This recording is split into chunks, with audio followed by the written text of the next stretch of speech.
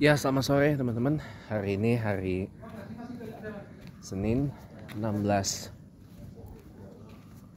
Desember 2024.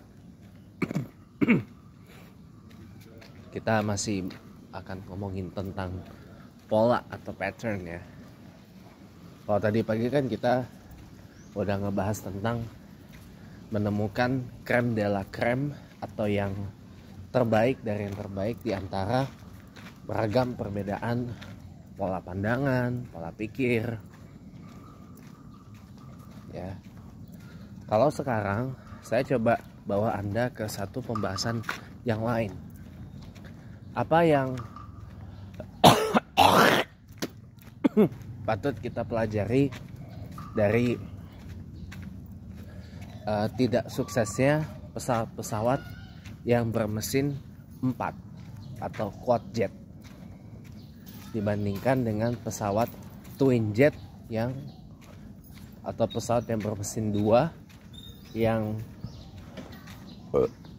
sukses dan mulai digandrungi oleh banyak maskapai penerbangan, khususnya di kalangan wide body. Khususnya kita bicara di sini adalah pesawat-pesawat wide body ya, yang berbadan lebar. Jadi begini,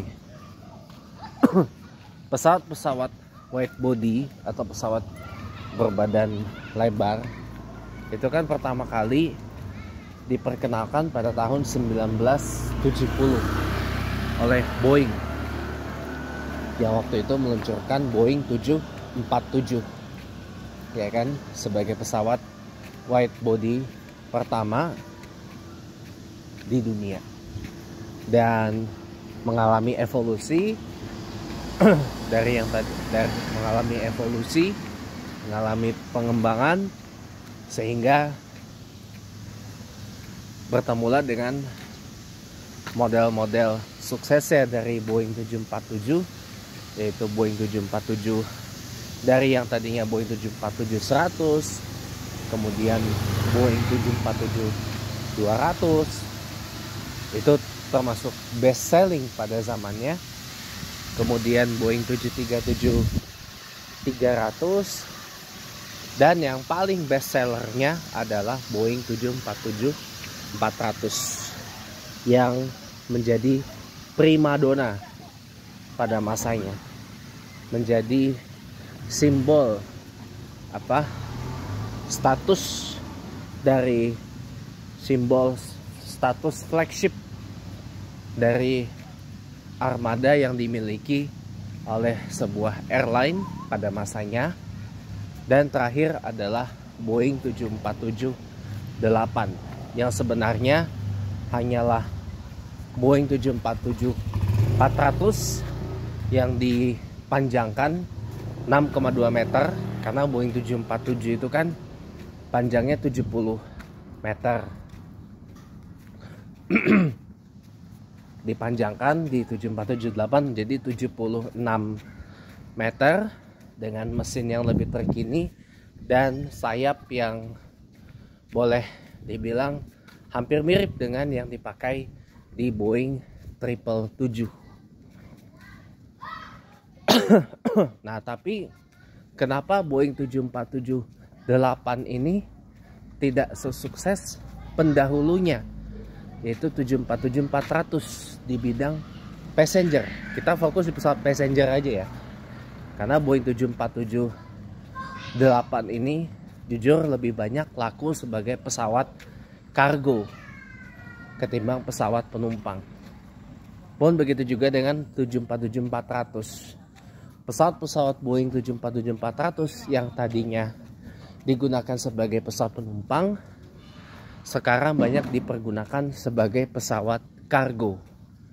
Makanya orang banyak menjuluki Boeing 747-400 dan 747-8 ini sebagai the flying truck atau truk terbang. Boeing melahirkan 747, tentu saja kompetitor lain juga nggak mau kalah dong untuk menandingi kesuksesan 747, apalagi 747-400 yang lifespan-nya panjang banget. Pertama kali diperkenalkan ke publik di awal tahun 1989, dan beberapa bulan kemudian langsung jalan komersil perdana bersama Northwest Airlines di tahun yang sama, yang kemudian maskapainya dibeli sama Delta Airlines. Pesawatnya ada di satu sudut di Bandara Hartsfield-Jackson di Atlanta, di Georgia. Disimpan di museum di dekat Bandara Hartsfield-Jackson di Atlanta. Pesawat Boeing 747-400 yang pertama jalan secara komersil gitu. Nah, 747-400 ini kan lifespan-nya panjang banget ya. Dia diproduksi dari tahun 89 sampai 2002 atau 2005 untuk penumpang, dan kalau untuk barang sampai kargo sampai dengan tahun 2007. Pesawat 747-400 yang terakhir itu dimiliki oleh China Airlines dari Taiwan. Sementara 747 terakhir banget yang dibangun adalah milik Korean Air.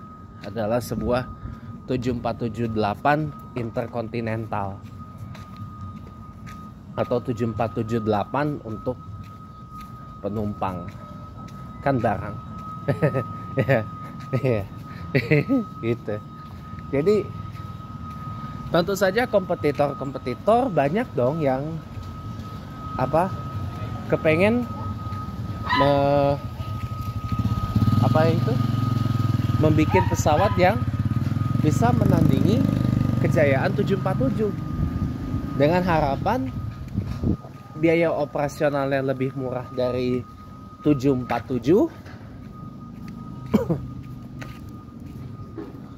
ya, biaya operasionalnya lebih murah dari 747, kapasitasnya lebih banyak dari 747, dan bisa mengimbangi 747, bisa didarati di semua bandara yang disanggupi oleh 747. Itu lahirlah kemudian sejumlah konsep kan, seperti Rusia dengan Sukhoi KR-860. Boeing juga membuat konsep NLA, New Launch Airplane, untuk ditargetkan menjadi penerus dari 747. Sementara Boeingnya sendiri juga mengembangkan versi 747-nya ya, proyek-proyek 747 kayak 747X, 747 Stretch, yang kemudian beberapa proyek dari beberapa unsur dari 747X dan 747 Stretch itu diadopsi di 747-8, 747 yang terakhir banget gitu. Kemudian Airbus juga baru lahir. Airbus itu baru lahir tahun 80-an ya, baru lahir juga gak mau kalah, langsung bikin pesawat yang menandingi 747 yang konsepnya macam-macam. Ada Airbus very large aircraft, ada Airbus desain awalnya, bahkan ada konsep triple decker A2000 dari salah satu mitra pendiri dari Airbus, yaitu DASA dari Jerman. DASA DASA dari Jerman ya. Itu triple decker dengan panjang 79 meter, kapasitasnya 615 orang. Triple decker loh. Itu kan sesuatu yang gak lazim lah. Bahkan untuk sekarang pun juga saya rasa pesawat triple decker pun juga maaf aja itu gak begitu diminatin gitu ya. Gak begitu diminatin. Nanti akan saya jelasin kenapa ya. Nah, sampai akhirnya dikembangin hingga lahirlah sebuah konsep yang namanya A3XX yang kemudian lahir sebagai Airbus A380. Tapi sebelumnya Airbus juga sudah bikin pesawat yang bermesin 4 wide body, yaitu A340.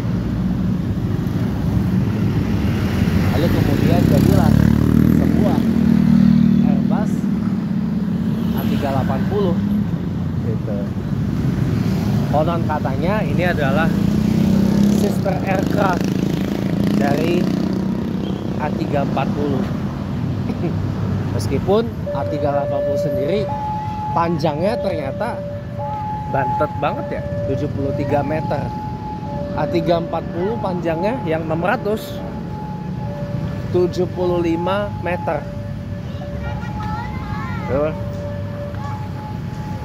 Nah, tapi baik 7478 yang udah kekinian banget lah, maupun A380 kok bisa fail, nggak mengengage kok bisa gagal dan nggak menarik minat. Kok banyak maskapai penerbangan untuk menjalankannya sebagai pesawat penumpang ya. Hanya Korean Air dan Lufthansa aja yang punya Airbus A380 maupun Boeing 747-8. 747-8 interkontinental penumpang bisa Anda temui sebagai pesawat penumpang yang diterbangkan oleh tadi Korean Air, Lufthansa,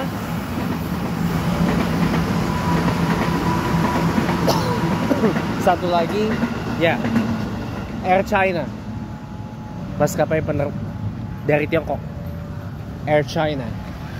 Bedanya dengan China Airlines, kalau China Airlines itu dari Taiwan, kalau Air China itu dari Tiongkok. Yeah. Nah, hanya Lufthansa dan Korean Air saja yang punya dua-duanya, A380 dan 747-8. Bahkan Lufthansa masih punya 747-400 yang direncanakan akan beroperasi sampai dengan nanti tahun 2028, ketika nanti pesawat Boeing 777-9 sudah berdinas bersama Lufthansa. Nanti diperencanakan insya Allah di tahun 2026, masih setahun lagi lah dari sekarang. Nah, sekarang gini, apa yang menyebabkan pesawat dengan 4 mesin atau quad jets entah itu single decker kayak A340 atau double decker seperti 747 dan 747-8 dan A380 atau 747-400, wah itu laku keras, tapi belakangan sudah banyak yang dipensiunkan.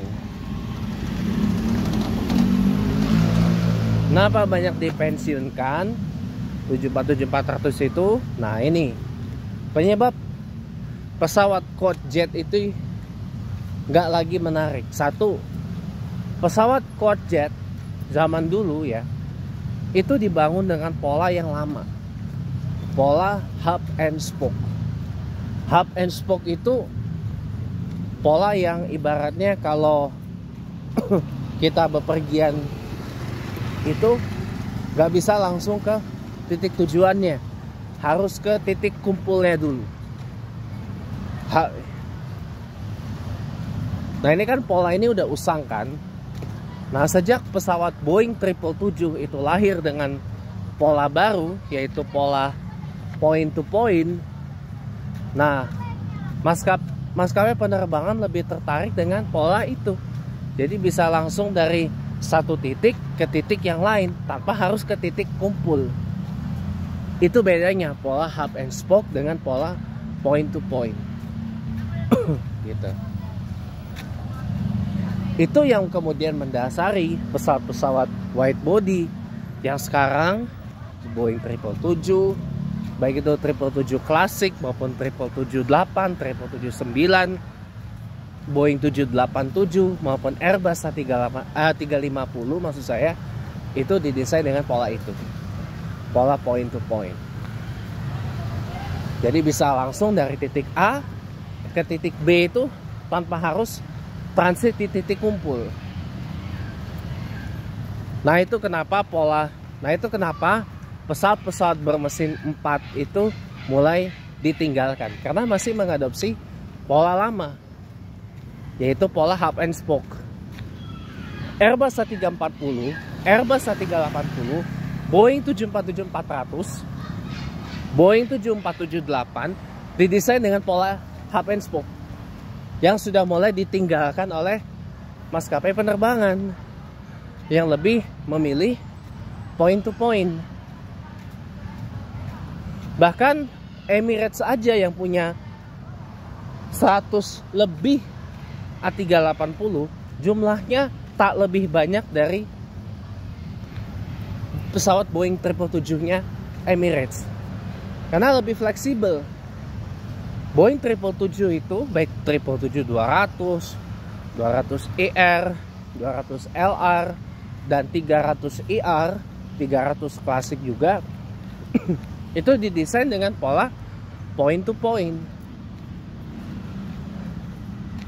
Jadi bisa mengantarkan penumpang dari satu titik ke satu titik lain secara langsung tanpa harus bergantung kepada di satu titik kumpul, tanpa harus hub itu kan titik kumpul. Gitu. Hub itu kan titik kumpul.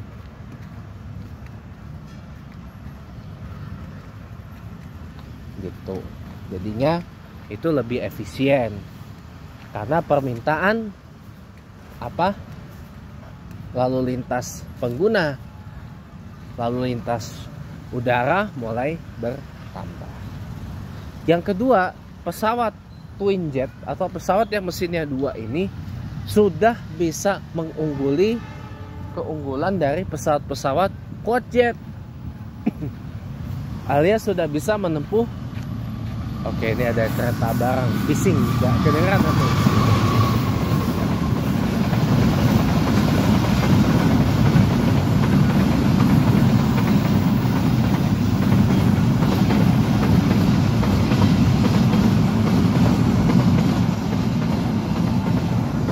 Oke.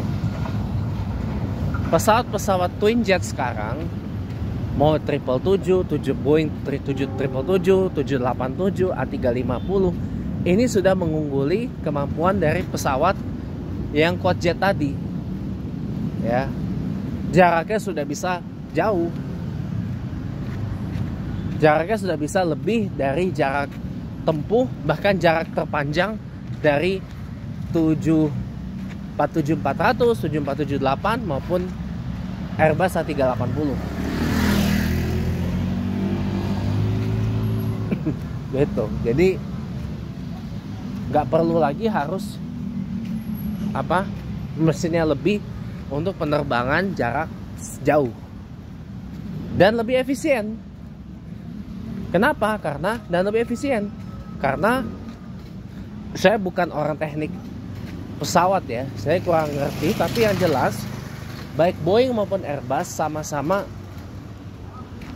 mungkin memiliki teknologi ya distribusi pembakaran mesin yang lebih kekinian ya, dan juga teknologi sirkulasi udara ke mesin ini lebih baik dan lebih lagi diperkuat dengan bentuk aerodinamika dari pesawat-pesawat twin jet zaman sekarang yang lebih aerodinamis. Jadinya proses pembakaran mesinnya jadi lebih baik. Ditambah kenapa bisa lebih jauh jarak tempuhnya, ya karena sayapnya juga bukan sayap yang sembarangan dipakai.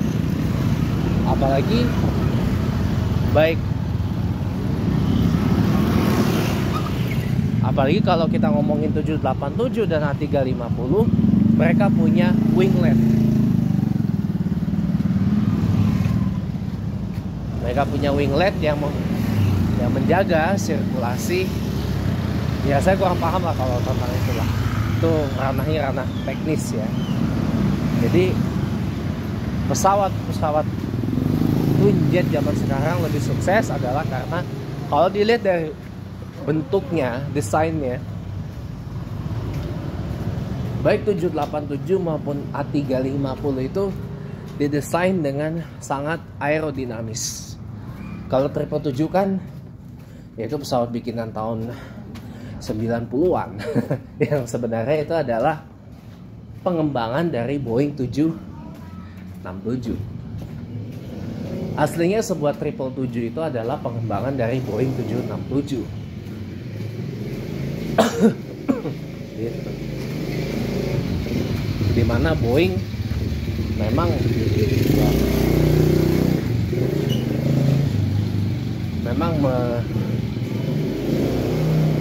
mengistihar atau mengiktirafkan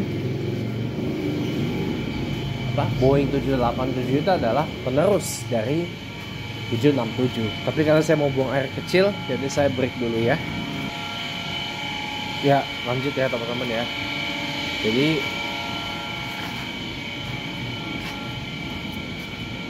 Jadi kenapa pesawat twin jet bisa mengungguli pesawat quad jet, misalnya wide body? Karena pesawat twin jet itu sekarang ini didesain untuk memiliki tangki bahan bakar yang lebih besar daripada quad jet. Tangki bahan bakar yang lebih besar ditambah peningkatan dalam MTOW-nya, maximum take off weight-nya, berat maksimal pada saat lepas landas. Jadi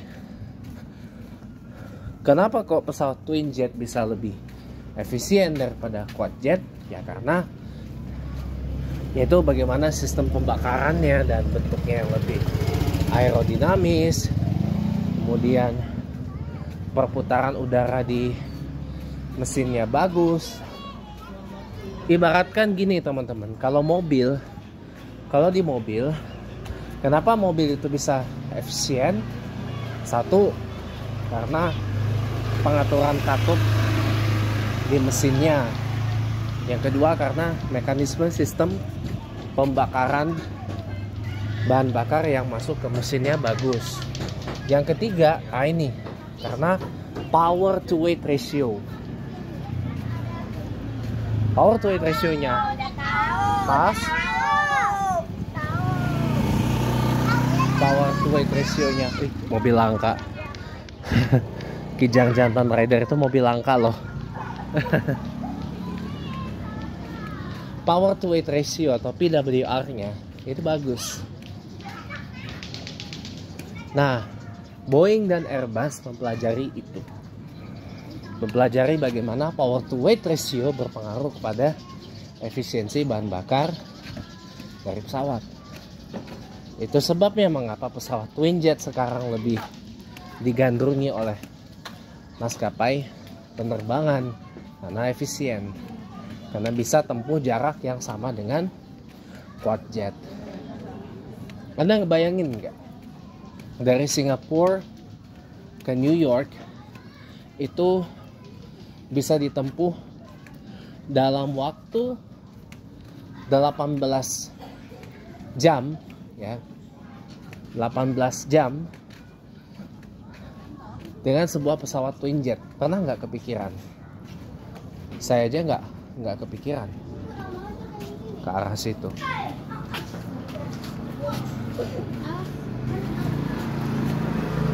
Kalau saya aja nggak kepikiran sebuah pesawat twin jet bisa conquer atau bisa menaklukkan ya, Singapura, New York dalam waktu selama itu 18 jam lebih penerbangan, hampir 19 jam ya penerbangan dari Singapura ke New York. Jadi kalau pandangan saya itu yang, karena pesawat sudah mulai memperhatikan power to weight ratio-nya, kemudian distribusi pembakarannya juga sudah diperbaiki gitu kan.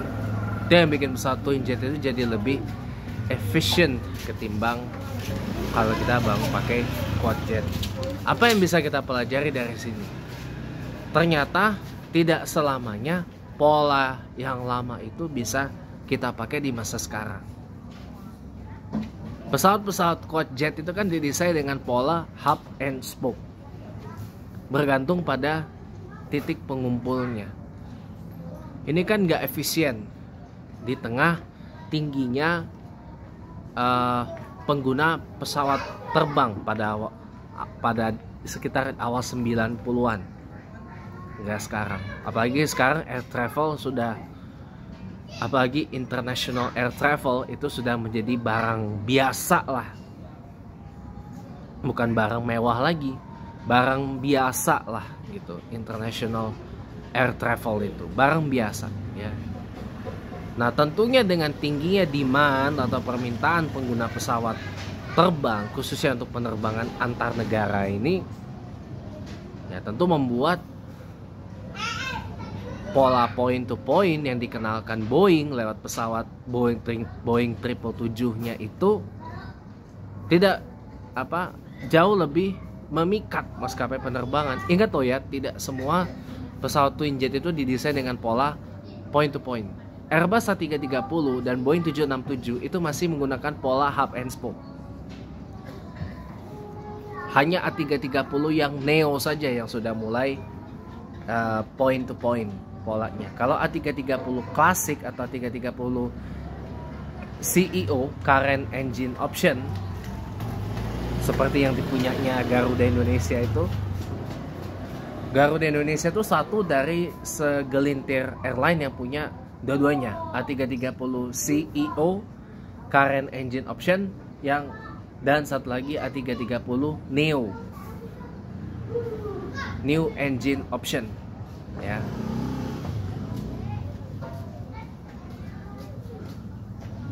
Kalau A330 itu didesain dengan pola hub and spoke tadinya, belum dikembangin lagi jadi A330 Neo dengan pola point to point dengan beberapa modifikasi yang kalau boleh saya bilang minor ya. Tuh, jadi pola hub and spoke itu dinilai nggak efisien, makanya ditinggalkan, dirubah menjadi pola point to point. Apa yang bisa kita pelajari? Apa hikmah yang bisa kita pelajari? Ya, yang bisa kita pelajari adalah bagaimana